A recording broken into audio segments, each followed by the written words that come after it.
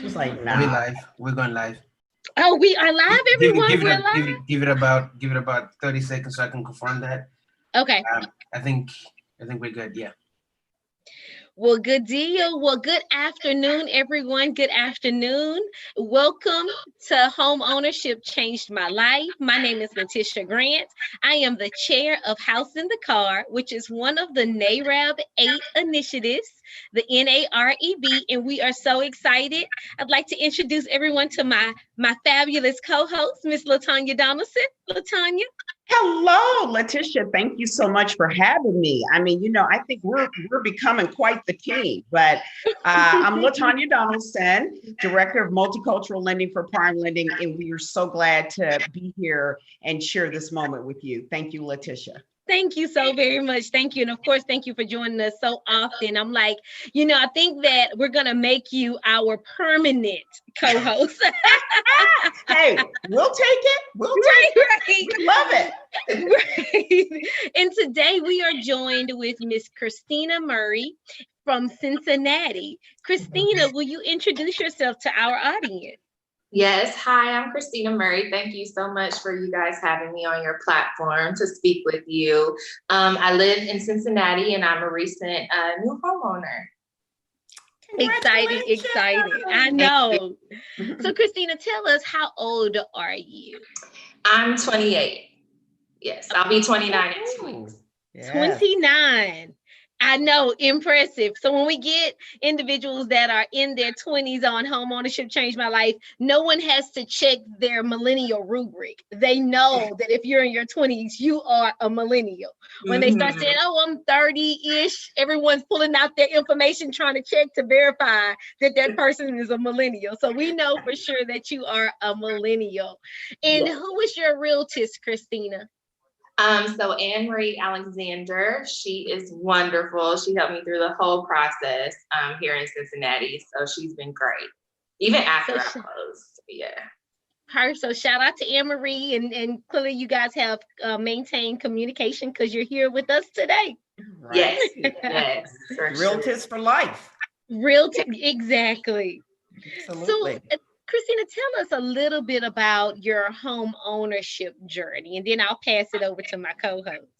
Okay, so I knew really early on that I wanted to get into real estate. My dad was in real estate, unfortunately, in Detroit in 08 and 09, and kind of lost all his houses due to the market going down. So he didn't talk about it a lot after that, but I did meet a vice president in college who was always like, get a multifamily, try to have ownership, and it just stuck with me. So I actually lived in Los Angeles, and Los Angeles was way out of my budget.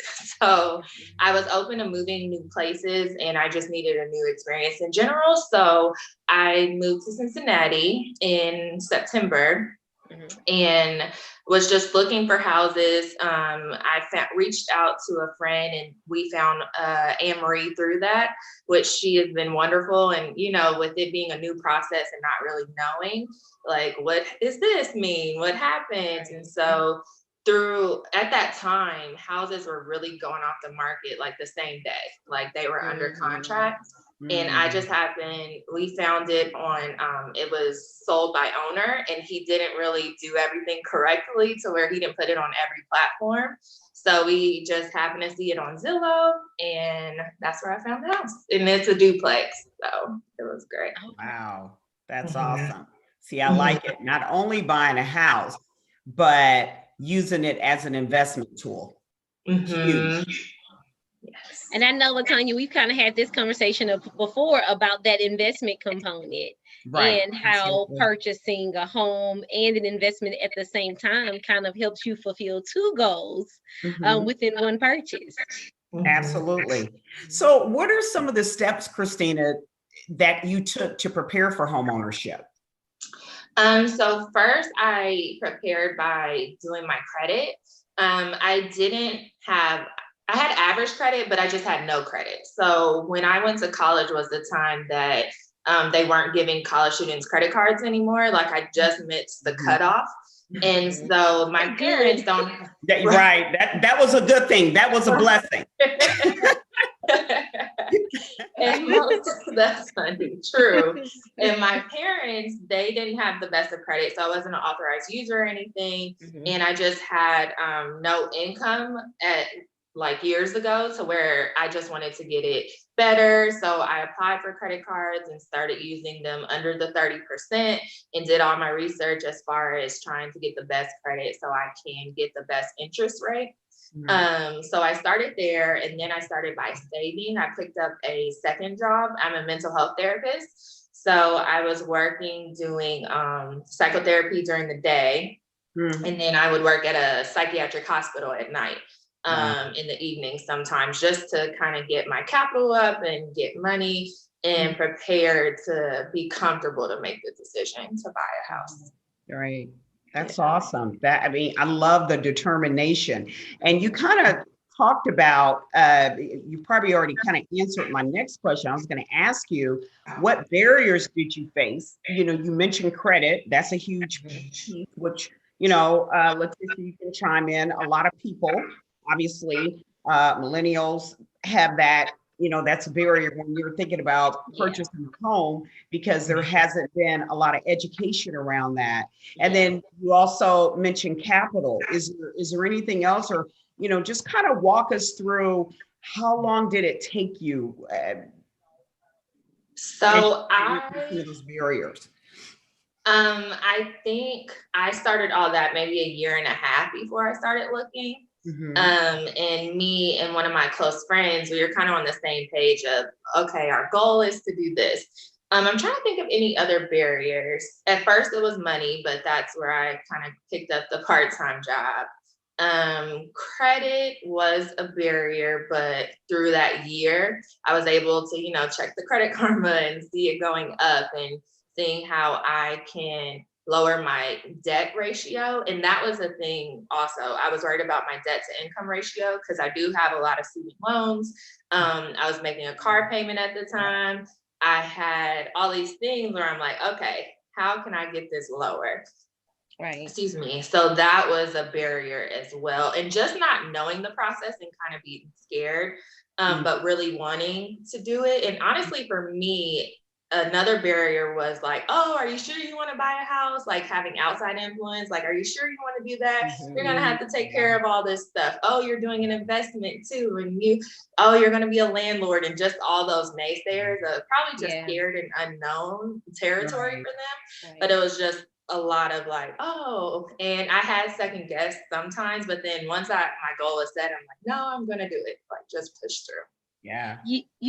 Those barriers that we're hearing you mention, we hear far too often. So the car basically represents those areas that would become a barrier and things that would prevent you from being approved.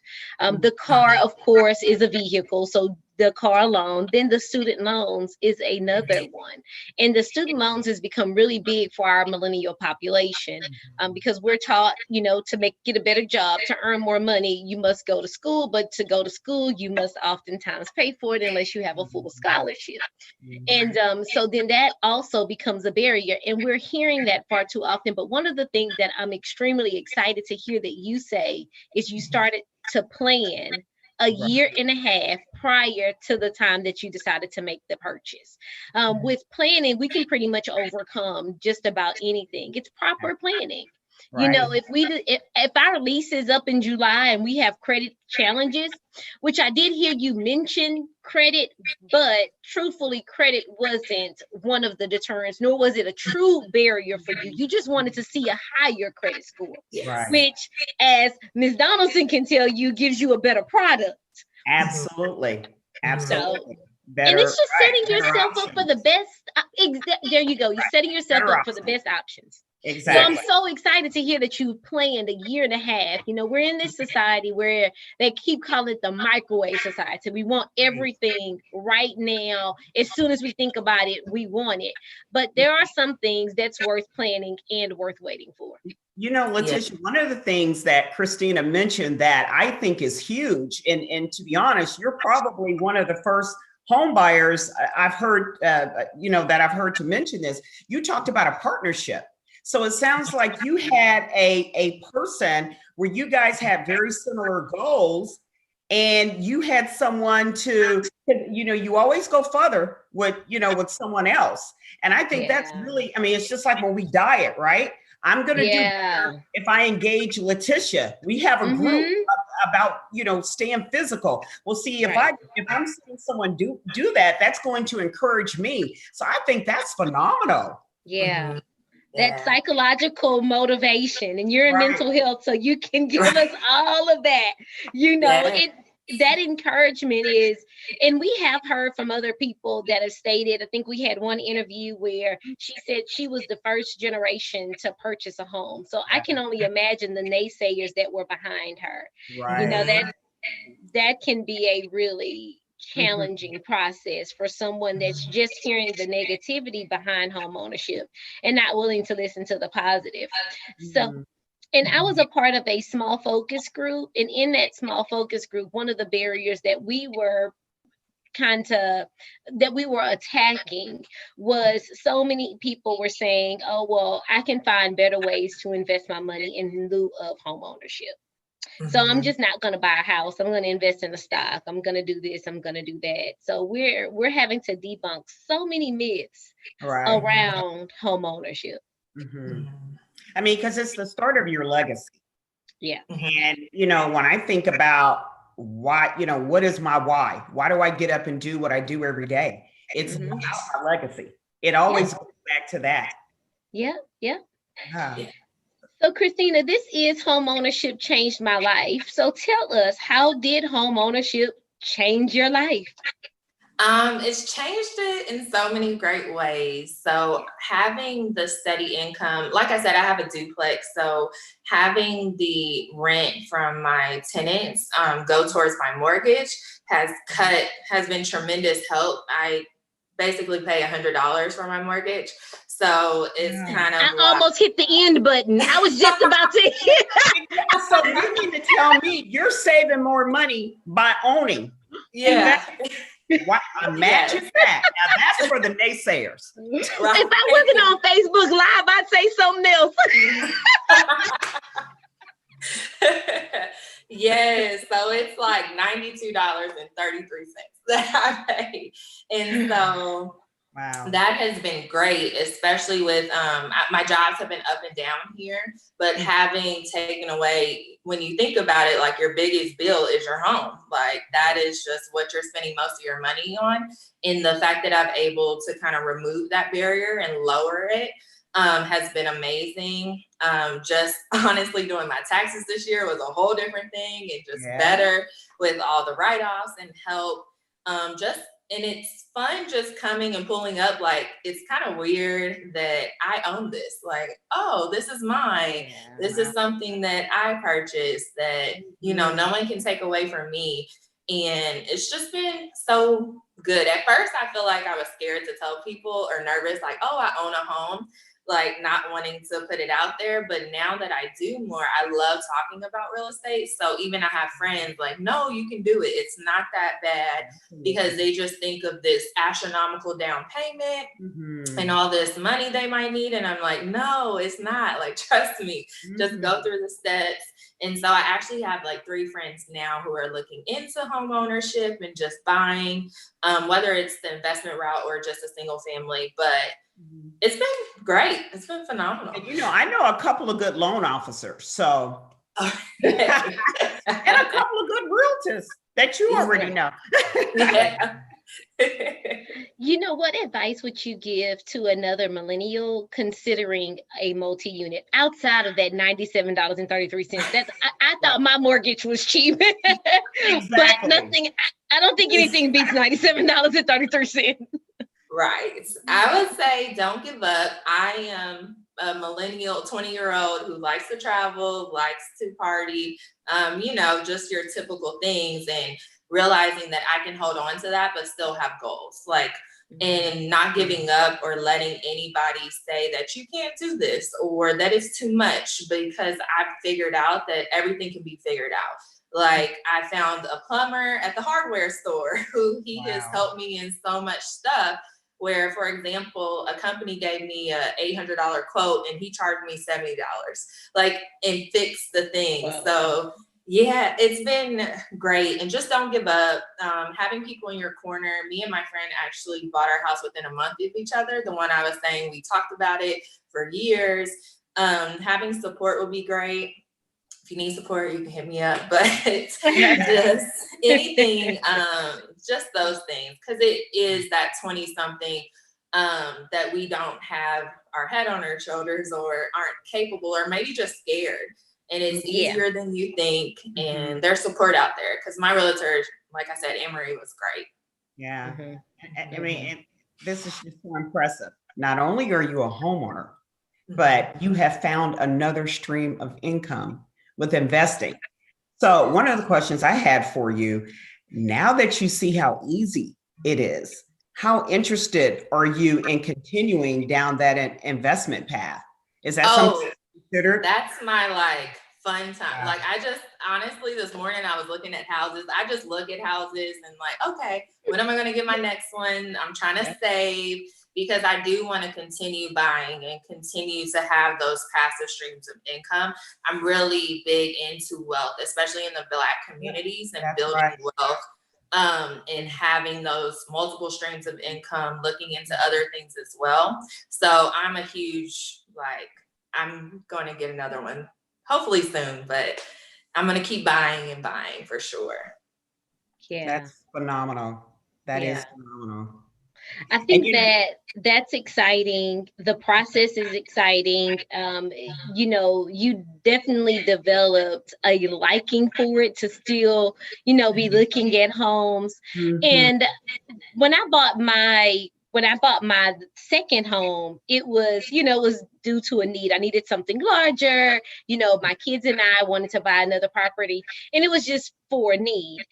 Had it to do now, just about everything is for an investment. So it's really all about how you look at it. You know, home ownership is a gateway. It's the key. It's the ticket.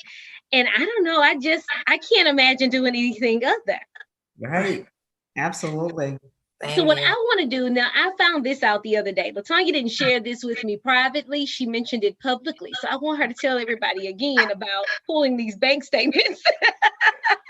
And the new process. I was so impressed with that. When I got off the line, I called all of my agents. I was like, guys, guess what? Tell your clients that they can pull your bank statements, or tell everybody, LaTanya. Yeah. So if it's a participating financial institution, you know, we were kind of talking about how the process has become streamlined, because we were talking about, you know, when I first purchased a house, you know, not telling my age. I mean, they wanted a pint of blood. They wanted, you know, they wanted all sort of things. But, you know, the process has become so streamlined. And at Prime Lending, we have completely revamped our technology to ensure that our customers have a very smooth experience, a very pleasing experience, right? We want customers to keep coming back to us. And so I was just mentioning to Letitia, you know, with bank statements, the majority of the time now, if the financial institution is participating, you know, we can, you know, go straight to that financial institution rather than the customer having to, you know, gather this information. So, you know, the process has changed so much. You know, I purchased my third home like about 4 years ago, and I'm in the business, and I was shocked. I was like, you sure you don't need anything else? Yeah. So, I mean, it was, the experience was just phenomenal. And of course, you know, it didn't help that I used Prime Lending, but, you know, it didn't hurt for sure. But, it didn't hurt. Right, exactly. So, but yeah, you know, it has become so much easier. And I really appreciate your testimony because, you know, again, the whole reason for this is for us to reach other millennials. And so they understand that, hey, it's out there for you to go get, you know, it takes a little determination, commitment. But, you know, Christina, when you think back on it from the time you started, I'm sure it doesn't seem to you at all. It took a very long time. Not at all. No, it seemed like it happened super fast, especially like, I feel like it was a lot of speed once you hit the pre-approval process and then start looking and like, oh, it's happening. Everything kind of rolls fast, like super fast. Yeah. Right, absolutely. Now, you said that you were originally shopping in an area where properties were just flying off of the market. Is that because you were looking for a duplex, or is that just because it was just a hot market? Honestly, I'm not sure because I never like took my filter off duplex or anything higher, but I do think it was a little bit of both. So I think it was due to multifamilies here, and then just because I will say I was watching it in like February, and then when I really started looking in June, it was a drastic difference. Like in February, March, they were kind of sitting there for a few days, and then once May, June hit, it was like I would look at it and say, "Oh, I like this one," and then under contract. So yeah, I think it was Time of the year. right, Literally, and for real estate for sure. Yeah. So I guess that leads us to the importance of utilizing a realtist. And for those of you that are in the audience that are unaware of what a realtist is the trade name that is assigned to an individual that's a member of the National Association of Real Estate Broker. And Christina's agent was actually a realtist. So that is a plug for Miss A. Marie. What's the name of her brokerage, Christina? Huff Realty. Huff Realty. So if you're out there listening, shout out to her. And you know what? The one thing that I did not do is check Facebook to see if anyone had any questions for Christina, who is our millennial that purchased a multi-unit property. So let me double check before we end this call. Let's see. What am I doing? I'm like... Let's see. For some reason, nothing moves as fast as you'd like it to move when you want it to. However, I used to write letters to my friend and mail them. And I was patient enough to wait to receive their response back in the mail. But now I'm scrolling through Facebook and I'm like, where is it? I need it now. Right. Yeah, I don't think I see anything. If I do, we can answer it offline. But did you want to leave us with anything else? Is there anything that you want to leave the audience? Thank you guys so much. I really do enjoy like real estate and talking about it. So being able to talk to you guys has been great. Thank you for having me. Of course. Thank you for coming on. Thank you so very much. Miss LaTanya? Christina, thank you so much for your testimony. It was very powerful, even to me, very encouraging.